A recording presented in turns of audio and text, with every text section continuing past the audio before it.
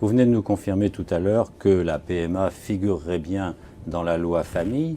Or, je voulais vous poser une petite question. Est-ce que vous vous souvenez de qui a dit la PMA n'a pas sa place dans une grande loi sur la famille? Non, c'est pas, je l'ai dit, cette chose-là, parce que je considère que la PMA a vocation à être dans un texte sur les questions de filiation et pas sur les questions de famille. Or, ce qui va nous être proposé par le gouvernement, je pense le savoir, va être un texte sur les questions de filiation et non pas simplement sur la famille.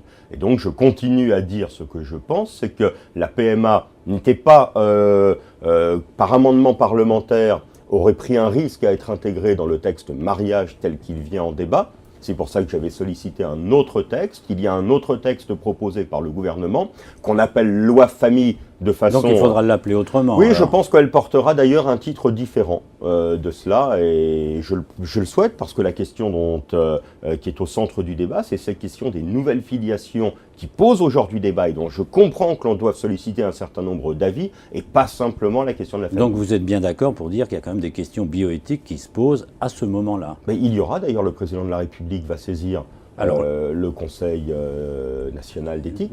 Et s'il donne un avis défavorable, qu'est-ce que vous allez faire? Écoutez, d'abord, je m'interrogerai parce que sur la PMA, il y a un débat qui est ouvert depuis très très longtemps dans le pays.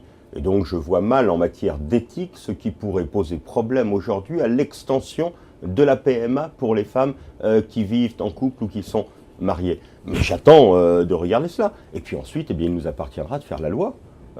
L'avis du Conseil national d'éthique est un élément important du débat. Le débat au Parlement est celui qui fait la loi.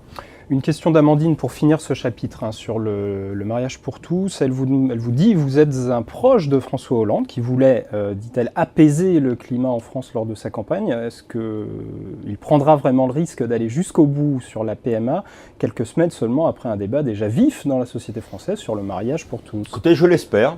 Je considère que la PMA fait partie des engagements. Quitte à diviser pour reprendre sa question. Mais vous savez, quand on avance et quand on essaye de faire en sorte de faire progresser notre société, et je pense véritablement qu'il s'agit là d'un progrès dont il faudra discuter, qui soulève des débats, mais je pense qu'il s'agit d'un progrès. Je n'ai pas la même appréciation sur ce que l'on appelle la GPA, qui pose des problèmes, qui touchent aujourd'hui, qui peuvent être d'ordre financier, de la marchandisation des corps. Mais je pense que sur la PMA, nous sommes prêts. Et je pense que sur la PMA, nous pouvons avancer. Et donc, ce sujet peut diviser une partie de l'opinion. Alors, il faut faire un double travail. D'abord, un travail d'explication. Il faudra débattre, expliquer, et ensuite, il faut prendre ses responsabilités. Il y a de nombreuses réformes qui se sont faites en étant en avance sur ce que pouvait penser l'opinion publique, qui derrière n'a jamais regretté les choix qu'ont su faire des élus, et d'ailleurs des grandes réformes sur lesquelles l'opposition et ceux qui criaient ne sont jamais revenus ensuite. Moi je le dis, tout ce que nous ferons aujourd'hui sur ces questions-là, personne n'y reviendra ensuite, vous le verrez.